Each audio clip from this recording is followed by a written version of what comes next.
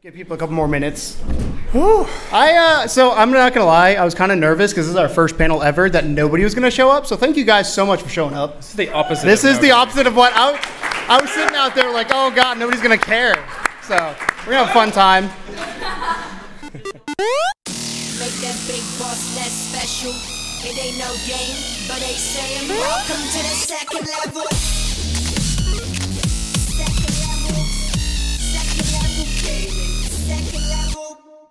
So we're hanging out with Jirard the Completionist. What's up, man? How's it going? And we decided we'd ask him a question here, since we're small YouTubers.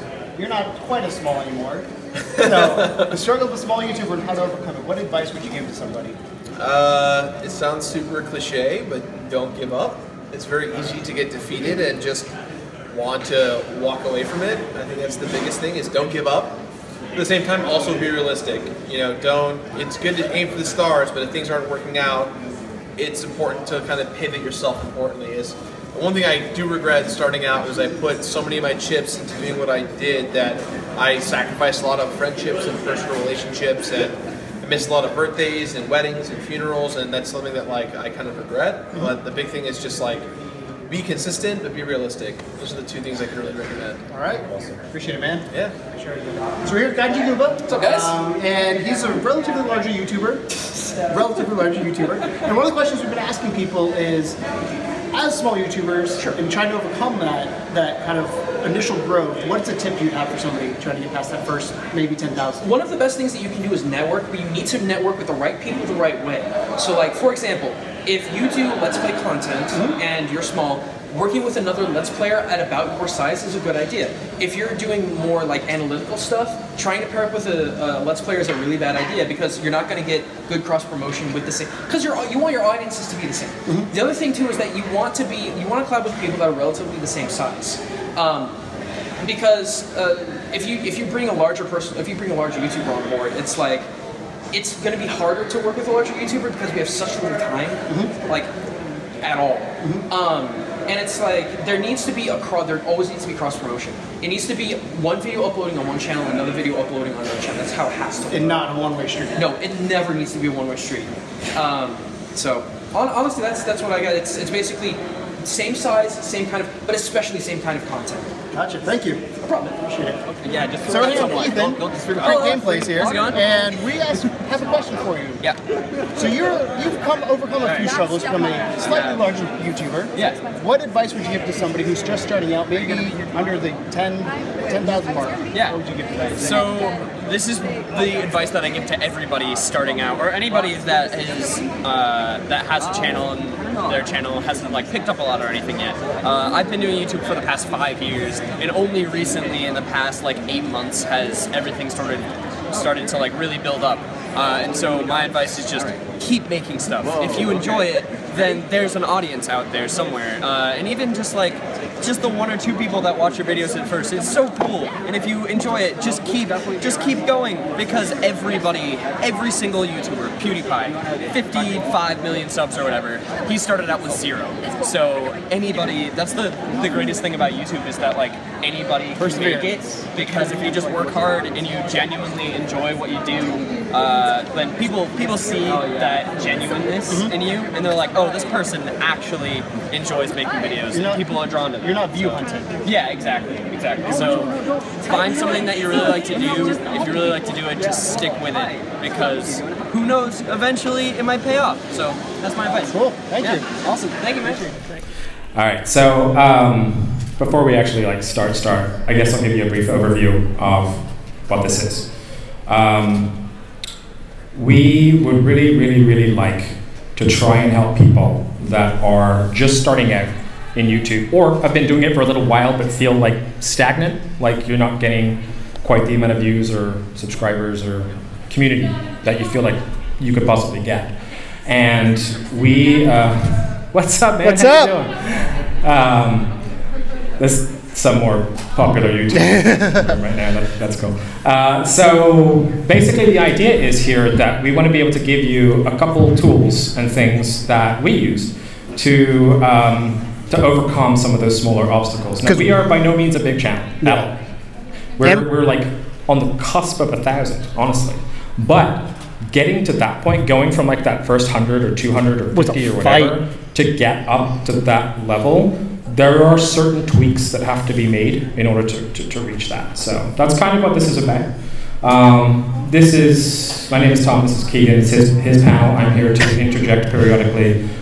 Which is funny because you've talked way more than I have right now. This is way more you've spoken than any other time we've done anything. Officially started it. It is 4 o'clock, so we should probably 4 o'clock. So cool. Let's go ahead and start it. So welcome to the struggles of a small YouTuber and how to overcome them. Like Tom said, we're going to go over kind of the things of being YouTubers that still have full-time jobs and how do you overcome that, have lives. He has a wife and 2 dogs. I'm lucky. I'm a single male. I don't have any responsibilities outside of work. So the first thing, what we're going to cover in this is going to be who are we. So we're going to cover who level 2 is so you can understand a little bit of our background, where we come from. We're going to go over finding time, which I think I did a survey in a couple of the groups I'm in, and this is number 1. How do I find time to make YouTube videos when good little Johnny has baseball practice, or I have to make dinner, or whatever it may be? How do we find the time to do that? Second one is finding your voice. Who are you and who are you trying to talk to? That's going to be the gist of that. Because a lot of times when people start YouTube, they're like, I want to talk to everybody. I'm like, no, you don't. Some people are real angry on the internet. You get some real angry people on the internet. Finding equipment. We're going to go into what we have. As you guys can see, some of it here. We have some stuff that we also have at our studio, Tom's basement, back home, that we use. And then we're going to go over finding friends. How do you connect with people in the community? Because that to us has probably been the trickiest part, but we have a few tips and tricks on how to find people. And then lastly, we'll save the last little bit for a Q&A. If you guys have any questions, raise your hand and we'll go from there. You guys ready to get started? Yeah. Awesome. So who are the level 2 gamers? I felt this picture was appropriate. Like I said, Mario fan. My name is Keegan. I'm one half level 2 gamers. Tom, other half level 2 gamers. We started level 2 gamers or gaming in February 2015. February 5th, 2005 was our first official video, or 2015. Wrong year. January little subscribers in 10 years. Yeah, more. January 31st was the first teaser trailer we put up for the channel, and then from there it just kind of went on. Little background on me. I am way more the YouTube younger generation. I am 26 years old. Tom's in his mid-30s, so there's a generation gap a little bit with us, which is good for our channel. But I had a successful music channel in high school that I did. I got to hang out with a lot of cool musicians, very successful. So I've been doing YouTube total about 10 to 15 years professionally. I used to get paid. That was my job for the longest time, was YouTube, which was a cool thing except for the travel schedule. You want to tell them a little bit about yourself, Tom? Sure. Hi.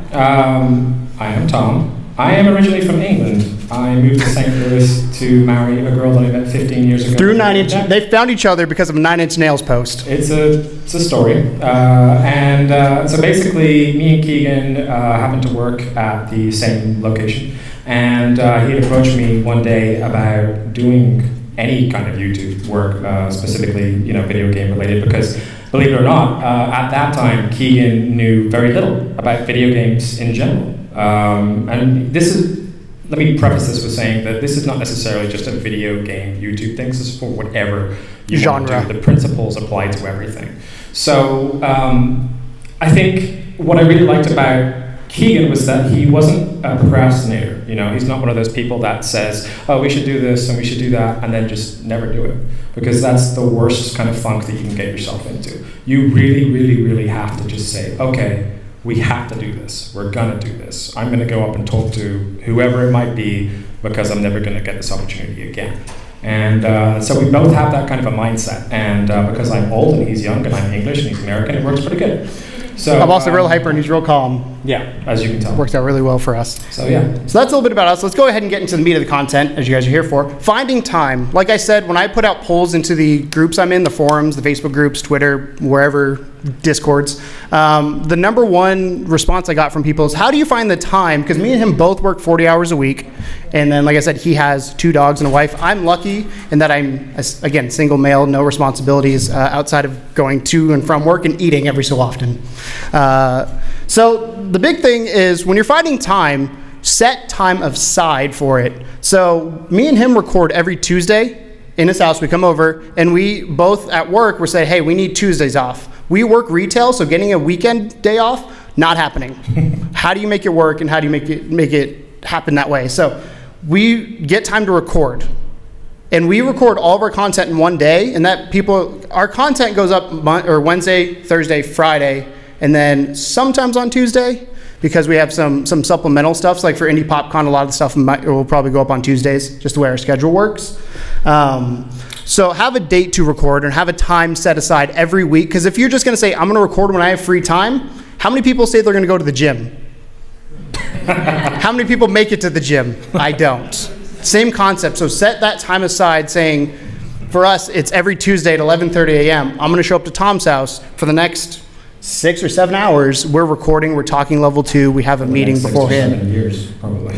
Yeah. But I would also add to that and say that when it comes to consistency, that is an absolute key to YouTube as well, because there's so many people that can't find the time to record. So they just snatch it here and there when they get a moment. You know, I have a day off today, I'm going to record something. If you can try and put something about your schedule aside, and you can try and say, okay, this is the one day or the one afternoon or whatever it is that you are going to sit down and do this consistently and upload consistently the same time, the same day, the same week, then you start to build the community, which is the most important part about building a YouTube channel, is building that community from the start.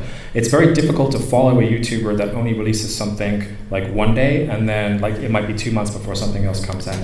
So that consistency is pretty big. And that consistency for a gaming channel, a lot of the times, and people can talk about gaming channels, but gaming channels tend to be more daily things, because I don't want to kind of hit on it, but it's a lot easier to edit a gaming video than it is a mini series or something like that. There's less editing involved on the back end, unless you're doing way more creative stuff. Like highlight videos, those highlight videos, I'm sure some of you potentially watch, take hours to edit, and they're maybe 5 minutes long. Alongside with the upload schedule, it doesn't really matter when it is. If it's once a month, there's a channel I follow called The Gaming Historian, and he does maybe 1 to 2 a month, but I know that's what I'm expecting from him. So you set proper expectations for that channel of, okay, Gaming Historian is going to be once a month, but the video I'm going to get out of him is super high quality. Yeah. So I love The Gaming Historian. If you don't know who he is, go check him out. He's a really cool, gives backgrounds on gaming history. The other side with that is, like Tom was saying, editing. Editing takes longer than you think. And it used to be back in the day, you could upload a gameplay video, or you could upload anything on YouTube. You could upload your cat for 5 seconds, no editing. You still can kind of do that, but... That's most of YouTube. Yeah, most of YouTube is cat videos. But editing takes a lot longer. So I tell people, if you have a hour-long recording that you've done, and you want to get it down to 20 minutes, put 3 hours aside. Especially if you're new, maybe put longer. So I've been professionally editing since 2007, and he can vouch. He's just started editing when we started this channel in 2015. I can edit something that in about 30 minutes that might take him an hour and a half, just because you get used to the flow of what it takes to edit a video. Personally, we both use Final Cut Pro. Any editors you can use, don't matter. You can use, I started on Movie Maker like a lot of people because it's free. If you have Apple, I'm a big Apple fanboy because iMovie is fantastic when it comes to the basics and learning how to edit. Too many times people try to get the fanciest stuff, and we'll talk about this in equipment, try to get fancy stuff and they don't know how to use it. You don't learn how to make a good video, you learn how to use that software. And that can hinder it. When you're making a video, you're trying to tell a story from beginning to end. So editing time is the big one I think people kind of underestimate when it comes to what it takes to record and to get the video up, and then upload time. We do podcasts that are about an hour to an hour and a half long. They're 14, 15 gigabyte files that take overnight 4 or 5 hours to upload. So we have to make sure we plan ahead that I'm not uploading the day before.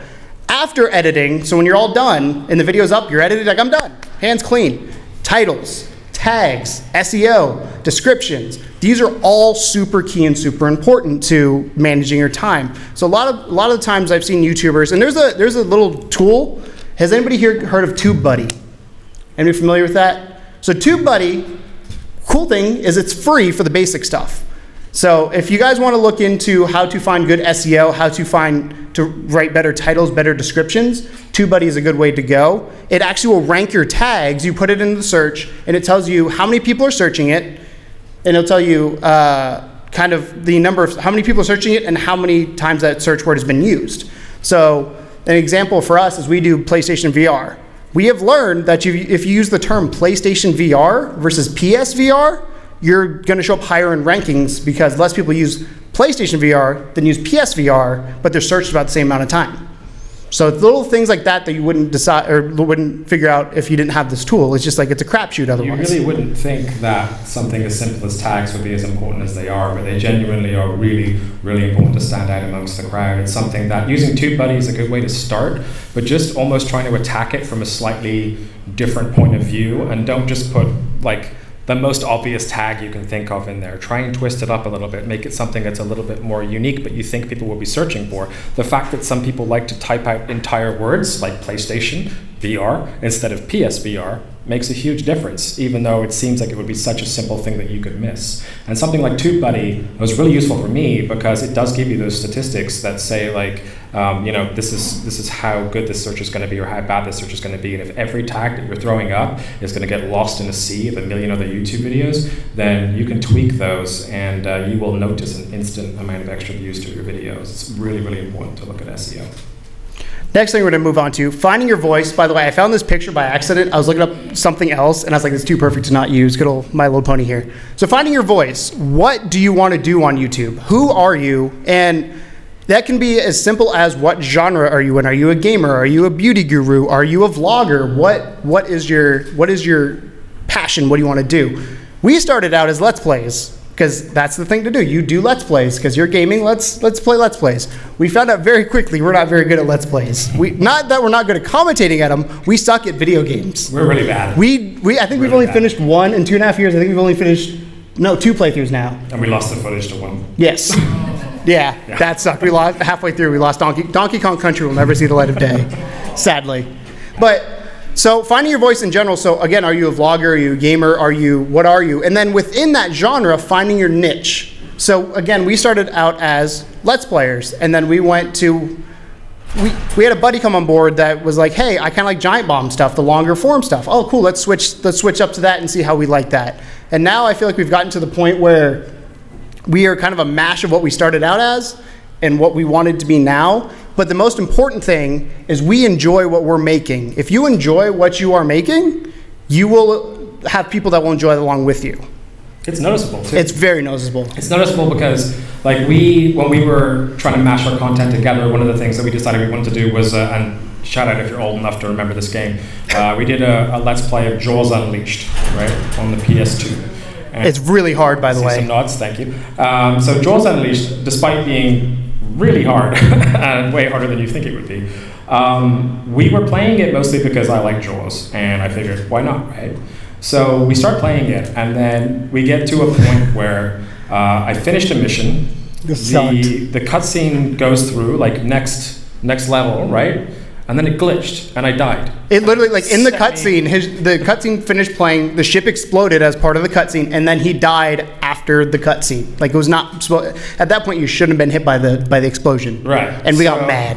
Because of that, we had to replay that level. And you know, I guess we weren't thinking like, oh, maybe we should just like cut that part out or whatever. So we replayed it, and that video went from getting like a ton of views in that series to hardly anything at all, because of one mistake that literally wasn't even my fault. Right? And I think part of it too, you could also tell from our attitude that we'd been distraught that had happened. Like we tried to play it off, but at the same time you're frustrated that you had to play the same, because the game is so hard, you had to play that over and over again. And Keegan just straight up hated that game. Yeah, the game is garbage. So I do not recommend it. And Keegan finds it very, very hard to hide his emotions when we're doing things. So he just literally is like, oh, this is the worst when we're playing. And you can hear it, you can hear that come across because he's not enjoying it. So we often take stock of our situation, and we go, okay, what are we doing right now? What are we happy with? What do we feel like is a chore to record? Like something that we're doing because we think people like it, but do they really like it enough for us to keep doing it over and over and being miserable and coming across as miserable? Because people want to see you in your element. They want to see you at your happiest and enjoying doing what you do more than anything. That's why people love people like Jacksepticeye. The dude is just consistently hyper, consistently having a great time all the time. And it shows. And if he was playing a game that he wasn't, you know, enjoying, I think that would show as well. So it's really important to kind of vary your content based upon what makes you the most happy, not what you think makes other people the most happy. Do not make a video for views, because the video you think is going to go for views will not get views. I think it's funny, the ones that get the most views for us, we did late last year we did some rebranding, and we did a shopping channel like trailer as our channel trailer. It's our most viewed video, and it has nothing, like, it was just stupid. And we didn't think that would be like, oh, this is going to go #1 when we do podcasts. People are here for gaming, they're not here to see our channel trailer. But it, for some reason, just exploded, and we're like, okay, cool, people like skits. So now we're talking about doing some more skits. Yeah, so absolutely. I think your voice is one of the hardest things to find. I'm going to let something slip here, which is kind of... Yeah, no, it's not. Scared. I promise. And that is that I used to be a rapper, yes. I know what you're thinking. There are CDs. An English rapper. And there is evidence of that. And it's almost parallel to that, the voice part, because when you start off doing something like that, especially like as like a white English kid in a village in England. He was from a real tiny town. Right, like it was not the done thing. And so when I began, of course, I sounded very American because the only hip hop that I listened to was American hip hop, and I didn't really know how to sound like me, because I didn't know anyone that sounded like that. So I initially, when I started, had this kind of American twang to my voice, which, surprise, surprise, didn't go down well in England, because I was putting on an accent and they knew that I wasn't from America, right? So it takes a couple goes. I went through probably 2-3 years of doing this type of stuff until I kind of found this point where it was an exaggeration of who I was, but my voice was the same, and everything I was doing felt genuine, and it felt like me, and I didn't feel like I was putting on a show, per se. And doing that and reaching that point, there's kind of an area when you listen to the last 2 or 3 things you did, and they all sound identical, and they all sound like you. And that's finding your voice. That's the moment when you go, oh, that's who I am. We sound like. That's who we are. And it's a really weird kind of moment when you do it, because it's not something that you can really explain other than with your own ears. You do it, and then you hear it, and you go, this is okay. This is who we are. Yeah. The last thing with finding your voice is finding your audience. Who are you targeting? We are, again, 26. You're 33? I think I'm 33. 33. I think you're 33 as well. Stop counting. Yeah.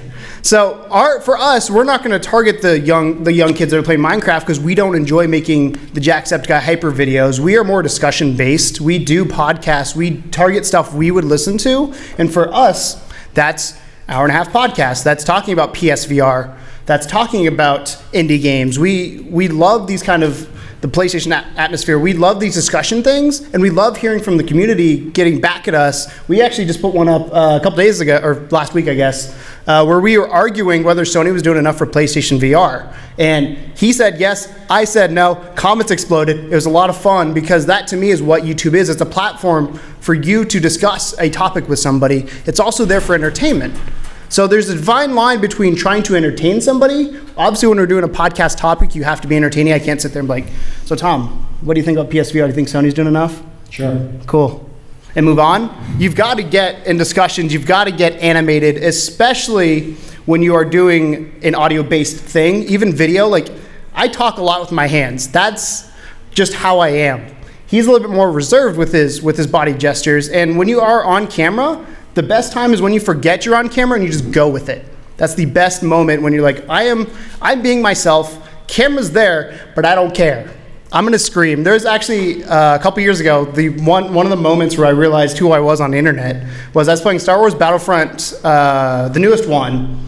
It was the day the movie came out, because I was not cool enough to go see the movie. I was waiting for my brother to go see it. But the movie came out, and I went to go get my hero token to become the Millennium Falcon. I got shot and exploded this far from Millennium Falcon, and I might have screamed really, really loud, but that was who I was. That's not me trying to be entertaining or make people laugh because I'm screaming. I was genuinely frustrated. If I screamed the whole video, I think people wouldn't like it. We played Mario Kart, and that was our last.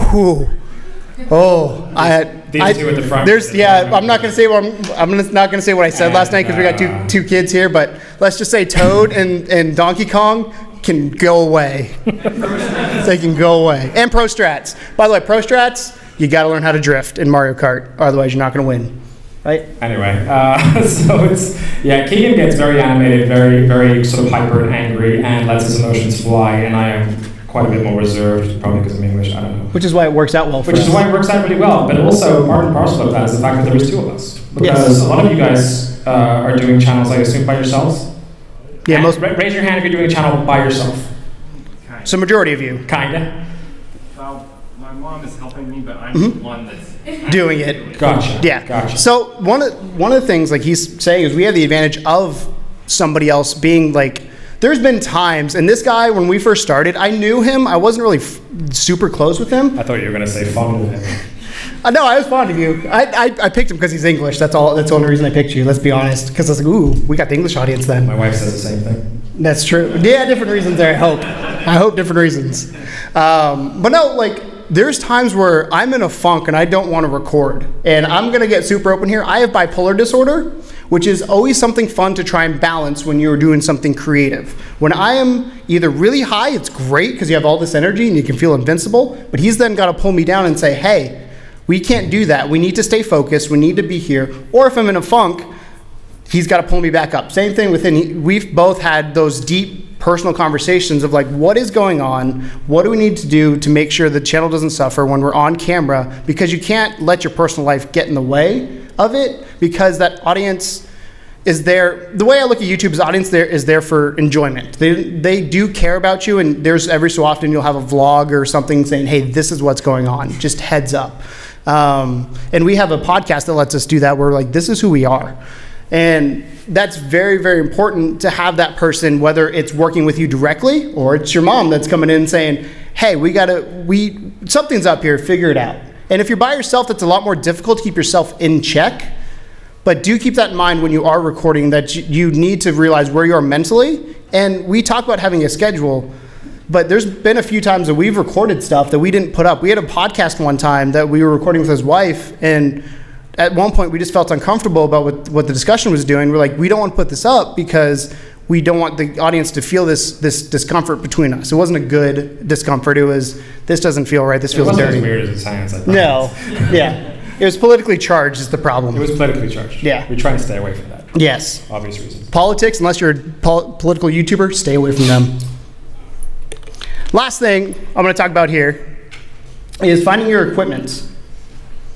So 9 times out of 10, when I see new YouTubers, the first thing I see on their Instagram or on their Twitter is I bought the Canon blah, blah, blah, blah, blah for $5,000, and I bought a super maxed out computer, and I bought this, and I bought that. You don't need that. Period. That camera right there that we're recording with, I've had that since 2007. We do have a nicer camera that we use when recording other stuff, but that is our primary camera because it gets the job done. We would love to have a nicer camera. We'd love to do this, but it's money. And we have a full-time job. We have bills to pay. We have families to take care of, and we can't always afford the things we want. So keep in mind that when you're going equipment hunting, get what you can get within your budget. And to me, the most important thing you can buy is one of these. Doesn't matter how crappy the video is for the most part, from my experience, audio is king on YouTube. People will turn you off quicker if you have poor audio than if you have poor video. Because how many of us have watched a cat video or watched something where the video is a little bit off, but you just listen to it in the background, like that kind of thing. So the one thing I would recommend, the microphone we started out with, to give you an idea of kind of what you could spend to get a decent microphone, $30 for 3 microphones. That's $10 a microphone on Amazon. Worth it. I don't remember the model. It was a Behringer of some size. It was the cheapest Behringer. Looks kind of like these. Looks just like these. These are a little bit nicer though. These are Shure's, I believe. No, these are Pyle. And then we eventually got to the point we upgraded to, these are the AT2020s, and we ended up upgrading that because we were able to have some of our community members say, hey, we know you want to get new stuff. We know you're trying to make the quality better. Let us help you with that. And that is one of the coolest things. Our community bought us the PSVR. We had 300 subscribers, and we had a PSVR that was purchased for us. Your community is you, and you cannot do anything without your community. And when it comes to equipment, they don't care, to a certain extent, they don't care what you're using. They just want to care that it sounds good, it looks decent, that kind of thing. So you don't need to go out and buy a $5,000 camera. You don't need to go out and buy some of these microphones that cost thousands of dollars. You don't need to go out and buy a mixer. This guy right here is our primary recording device, $140 when he's brand new. I'm sure you can get him way cheaper. Tascam, it's the HDR 40 or 60. I can't remember which model number it is. But I have used this for years. Cool thing is he actually plugs in under a DSLR. So if you're doing on-site recording, you can use those, and it has XLR inputs. If you can, choose an XLR mic over a USB mic for two reasons. One, my opinion, XLR is better sounding, and you won't get electronic interference as much. The second reason is if you ever want to expand in the future, you will probably get XLR down the road. So invest in that now versus getting a USB mic. But if you can't afford it, do get a USB mic. The Blue line, the Blue Snowball, the Blue Yeti, great microphones to start out with. There's other ones out there, but those are the ones, that's what I use the Blue Yeti for streaming right now. You use the AT2020 USB. I do. I like the name mostly. The AT2020. But yeah, I don't know, it's weird. I think that the audio quality is super important because, like you said, the video can always be adjusted. Here's the thing about us is that when we started out, we recorded in a dingy basement. We still do, but it actually looked like a dingy basement. And then we went out and bought like a $50 green screen. $50. Yes. Then I bought some lights. There were maybe another $50, right?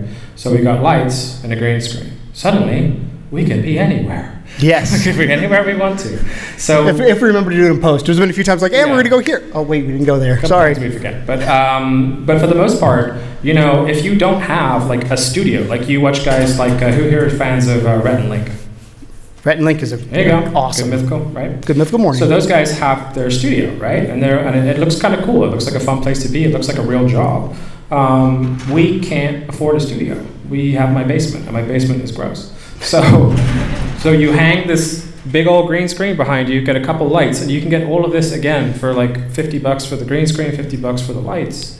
And I know that even that sounds like a lot to some people, but it's not outside the realm of saving up for if you're looking at getting that kind of quality.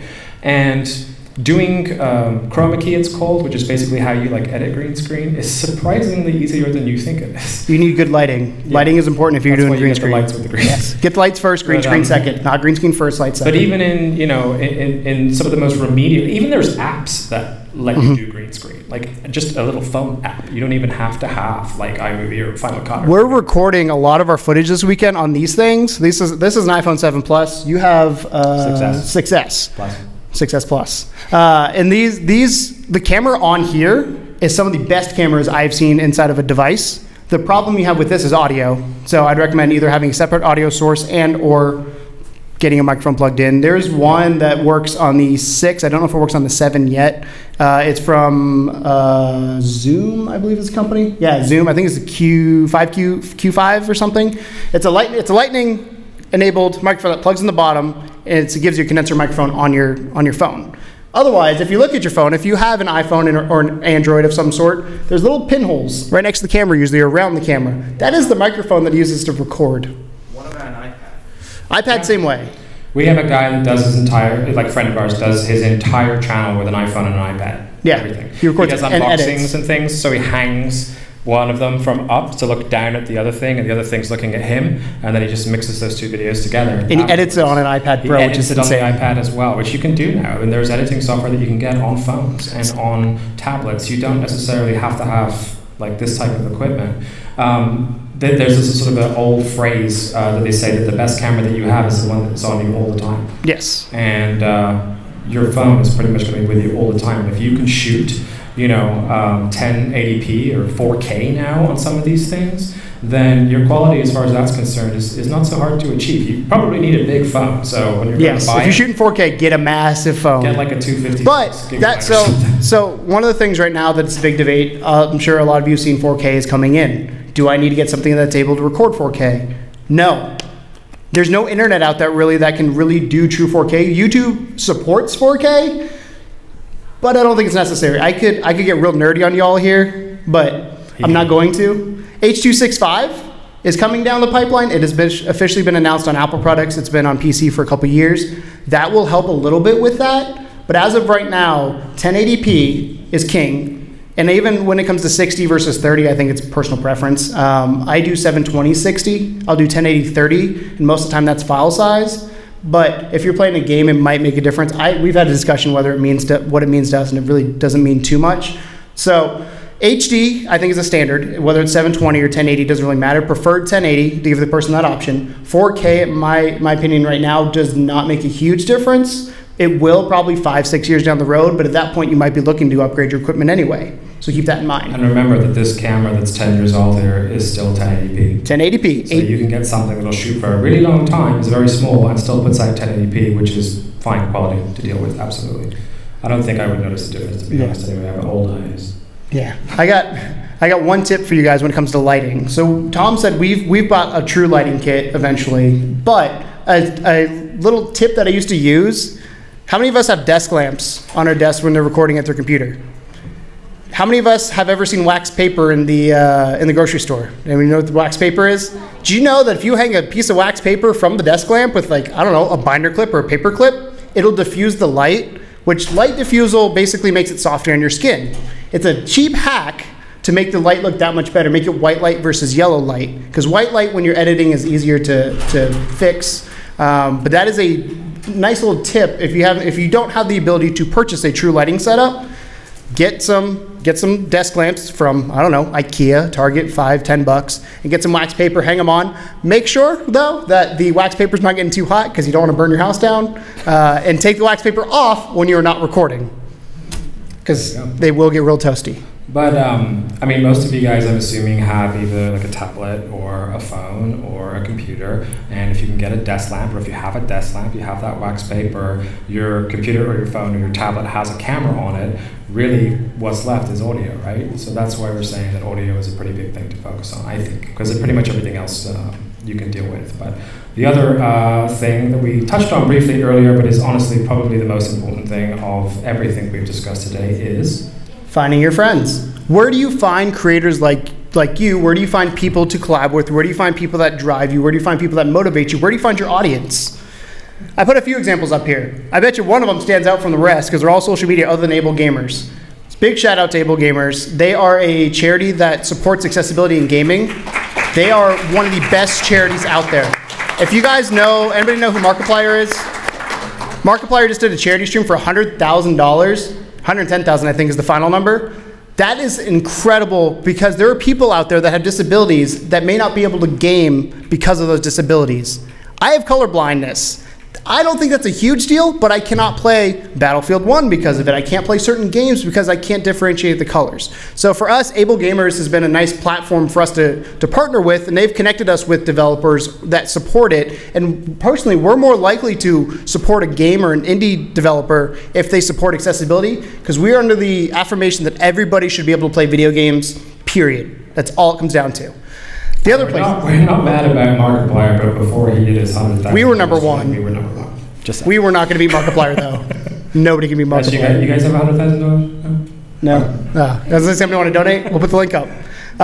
So some of the communities I'm sure you guys are aware of. Obviously, YouTube. If you're a YouTuber, that's where your primary audience is going to be. That being said, do not, I repeat, do not. That was really bad. Yeah. Do not go to somebody else's video and say, hey, I like your stuff, thumbs up, check out my stuff. You will be blocked and they will not listen to you. That is the worst way to be a part of a community. The best way to be part of a community is to be part of that community. So again, we talk about people we like, Rhett and Link, Jacksepticeye, Markiplier. I'm a huge Game Grumps fan. I started out with Shane Dawson back in the day. Don't watch him anymore, but I used to love that stuff. And I'm part of these communities. Kind of Funny is a big one I'm a part of. I'm in their Facebook group. I'm in their... I heard that Crankgameplays guy is pretty good too. Yeah, that Crankgameplays guy is pretty good too. He's horrible. But we're part of these communities, and we naturally just comment on these videos. And we're not doing it for like, oh, come check us out, come see us. Be part of a community, and people will notice you and look at you, and they might be curious and say, hey, who is this person? I see them on here all the time. These two in the front right up here. Jirard Power has a YouTube channel. Everybody shout out to Jirard Power. And then Matthew. So there's a YouTube streamer. Has anybody ever heard of One Shot Girl? She's gotten pretty big on YouTube last couple of years. Sniper over there. Yeah, the snipers. We actually we all met each other because we were mods for her back in the day. And we all came to Indy PopCon last year to meet up, and that's where I met these two. And they've been huge supporters of us and vice versa. We'll go in each other's streams, and it's not because, oh, you're my friend, let me share your stuff. We enjoy each other's content. That's what it comes down to. So you never know where these connections are gonna come from. So that with YouTube, do not be that person that says, hey, come check out my stuff. I will block you. You will be gone quickly. You'll end up in that spam folder. Doesn't matter. I don't care. Don't send me a direct message of what, did you come check this out? No. If I want to check you out, I'll check you out. But if you come to me and say, I feel like YouTube is not a good place, but come to me on Facebook. And maybe you're in a Facebook group I'm in. I'm in Gamers of YouTube. If you guys have ever, if you don't know what they are, if you're YouTube gaming channel, go to Gamers of YouTube because they are a good place to go for feedback. Their motto is, we are not a link dump, we are a community. And they're the only gaming group that I have found that is true to that. You can post one link a week, and that's it. Other than that, it's just going back and forth and talking, whether it's trends in YouTube. When Adpocalypse was going on, I could tell you that group lit up because we're all talking about, what does this mean? Should I go to VidMe? Should I go to Twitch? Where do I go? What do I do? By the way, fun fact, ad revenue is very, very minuscule unless you're really big. So don't worry about the money. It won't be there. Yeah. So Finding groups on Facebook is a really good one for us personally. Like I said, I'm part of Gamers YouTube. I'm part of Kind of Funny. I'm part of a couple other smaller ones that I've been able to be fans of, and through that we just find people you get along with, and like, oh, you do this, I do this. Oh, you do podcast? Let me check that out and give proper feedback, because there's everybody. I think the one thing everybody wants on their channel is feedback. Am I right? We all like, what am I doing right? What am I doing wrong? What can I improve? What can I not? We have each other, but we're still in our own bubble. You got to go find those people that'll be critical with you, and don't go to your friends, because your friends will do one of two things. One, they're going to tell you, whatever, like it's fine. They won't give you true feedback. Or the other way, they'll be super critical of you, but it'll be because you're a friend, not because of the art itself. So join Facebook groups is a real good way for us personally to get involved. Same thing with Reddit. We shout out the r/PSVR group for multiple reasons. For us, that's our news source for PSVR footage, for news, see what's coming. So we go to that group a lot. You go pretty much every day, it feels like. I love those guys. So it's actually probably the only nice subreddit. Yeah, careful going to Reddit, because some already. Reddit is, do not link drop in Reddit. They will shut you down real quick. It's a really nice forum. There's lots of give and take there. We met a couple guys there, but they always give us good feedback and they always give us good content. And I think to your point as well, like when it comes to being with other YouTubers, you guys are familiar with the concept of collabs, right? Right, cool. So like, don't be afraid to exercise that. Actually talk to some of these people and offer that up as something that you could do with them, because it's the smallest things that just help each other grow. And that's the beautiful part about YouTube as a community, is that you shouldn't be focusing necessarily on views or subscribers. And yes, it's nice when you get those things, but really the community is what is going to keep you alive. And they're the people that are going to keep feeding into you and be your biggest cheerleaders and really want you to succeed. And they're going to buy your merchandise, and they're going to, consistently plug. Sorry. And the nice part about that is that if you say we're still small, right? But we're 900 and something. 923. There you go. So don't care about that. But let's say we're at 923, right? And then there's someone that has 200. Doing a collaboration with them, even though it may be no big deal to you, to them it could mean the world, because that is a bunch more people that are now able to view that content and make their own decisions on how they feel about it. So you grow not only through your community and through being able to connect to people that are continually giving you feedback, but also having kind of a shared fan base with everyone around you that does similar things and that you think people would enjoy. So you give as much as you get when it comes to that area. And one thing I will say, one of the things I've noticed with YouTube when it comes to collaboration is people try to collab for subs and they don't play with the person before they record. Always play with the person so you know what you're getting into. I'm not going to say who it was or who it is, but I played one time with somebody that ended up throwing some very hateful speech that we have no issue with cussing, but there's certain things you do not say on a recording just out of kindness and you don't want to be a hateful person. Yeah, racism is one thing we do not stand for. And this person I was recording with started dropping the N-word, and I was like, I'm done. This is not going live. And I stopped. I was like, look, I'm ending this call. I'm done with you. And that's the last time I ever recorded with somebody before I actually played with them or got to know them. So don't just, because somebody says they want to collab with you, get to know them first. It's one of my favorite people to collaborate with. His name is Shadazzle Show. And his favorite video is how to be a man while riding a T-Rex. He was playing the game Ark. And he's like, I'm a manly man. I'm going to go eat all these brontosauruses over here. And he's like, ah. And that is super Scott, is his real name. That's Scott in a nutshell. And with Scott, it's one of those things where we're playing as friends. And when we go in and we get these things, when we go in and we get the collaboration going on, we're playing as friends. We're not playing to get the numbers. That all make sense? So go play with your friends.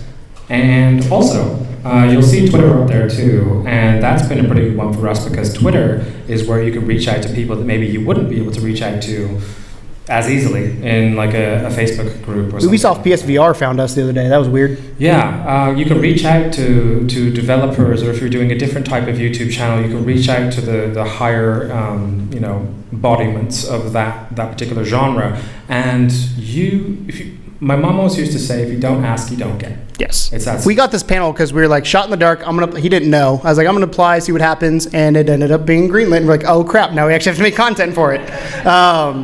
We haven't practiced this, by the way, in case you can't tell. We're supposed to practice about 8 times already, and this is our first practice. So I feel like we practice, we do worse. So with that being said, let's go ahead. Does anybody have any questions for us? Yeah, let's do that part. That's the best fun. Last little bit here. Anybody got any questions? No? I can keep talking. Man. Yes, you at the front. I have an interesting situation where I love YouTube gamers, and I love commentary on video games.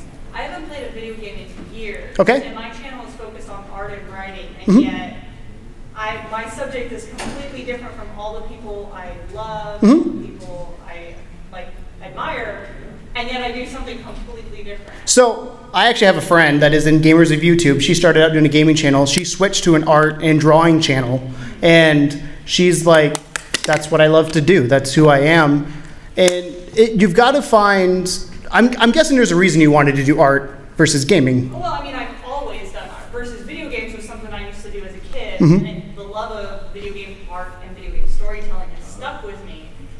I don't actually play video games, though I studied that in college, and that's what I love. I would love to actually write for video games and do art for video games, but I don't actually. It's kind of like, so for stuff like that, like reaching out to developers or finding local indie games, like we're from St. Louis, and there's a place there's a group called the St. Louis Developer, if I can speak, Developer Co-op, and they are looking for artists and stuff like that. So finding these communities that are pocketed around it when it comes to what you want to do. And we joke that we started on YouTube, but we are not YouTubers. We're on iTunes, we're on Google Play, we're on all these podcasting sites, and YouTube is just one facet of what we do.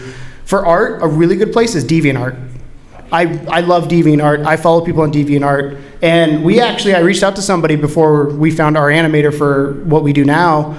At DeviantArt saying, hey, I like your stuff, can I incorporate it somehow? And you get that shout out that way, and you get the collaboration go back and forth. So it's the same concept with anything, whether it's YouTube or something else. Speed drawings, if you do, one of my friends, her name is Kat Does Things, does a lot of things. One of the ones she does is she does game art drawings. She recently did one of Reaper, and I was like, this is really cool. I wouldn't think to do that because I'm not artistic at all. But there is a niche for that, and there's people that watch that, and the trick is going to be how to find them. But if you're doing what you love, people will know. And the big thing when it comes to producing any sort of content, the first 48 hours are the most critical for it, especially with YouTube now. The first 48 hours, you want to send out as many people as you can. You want to collaborate with as many people as you can. You want them to share it, all that kind of stuff. So I would say if YouTube may not be the platform for it, but you love gaming art, go to DeviantArt and try and see if you get a following there. Go to Instagram.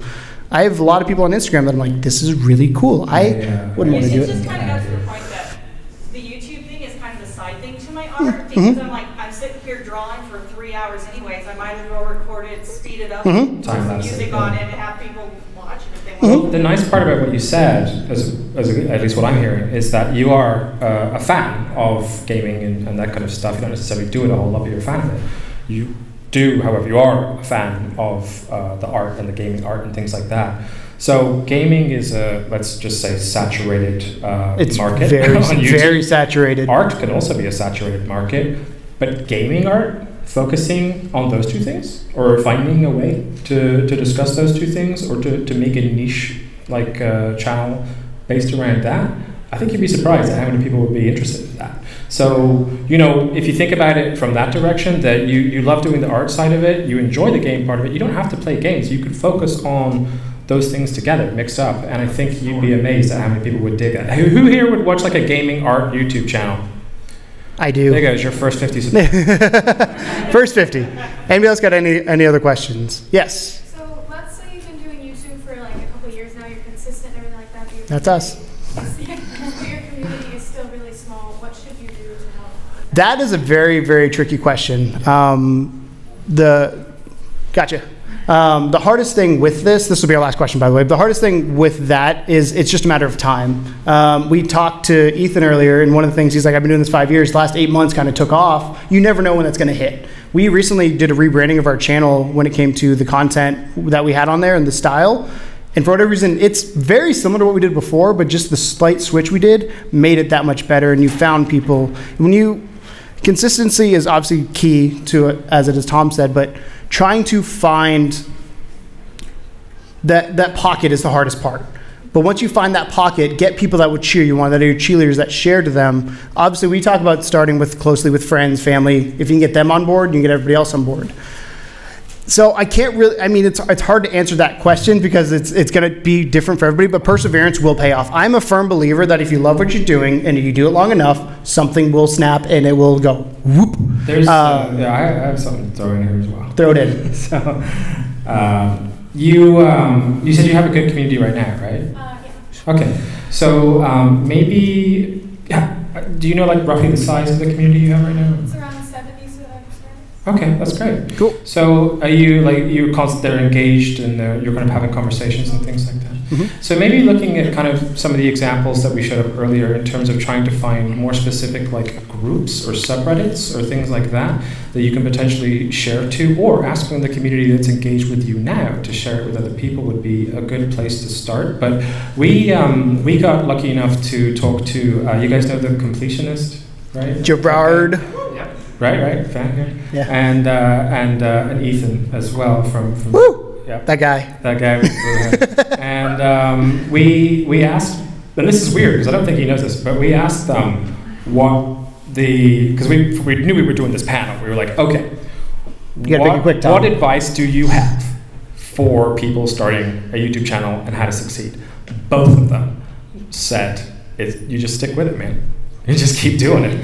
You keep doing it, and you keep doing it, and you keep doing it, and at some point, something will click. And the hard part is not to get discouraged. Just focus on you. Focus on your stuff. Like, if you feel like it's not getting far enough, then maybe look at, could I change the background to this? Could I pick up a different microphone? Could I, is there a little logo I can put somewhere? Just small tweaks that, they seem insignificant, but the more of those that build up, the more quality your content becomes, the more likely you are to draw in people and engage more people. I think that's the best advice I have for that situation. So we're going to wrap up here. If you guys have any more questions, we'll be out in the hallway for a little bit if you want to come talk to us. We have business cards on us. We will gladly, if you want to email us, our email's on there. We will gladly answer any questions you have. You can find us, level2gamers.com, level2gamers STL. That's our shameless plug. Thank you guys so much for hanging out. We appreciate it. Y'all have a good rest of the con. Welcome to the second level.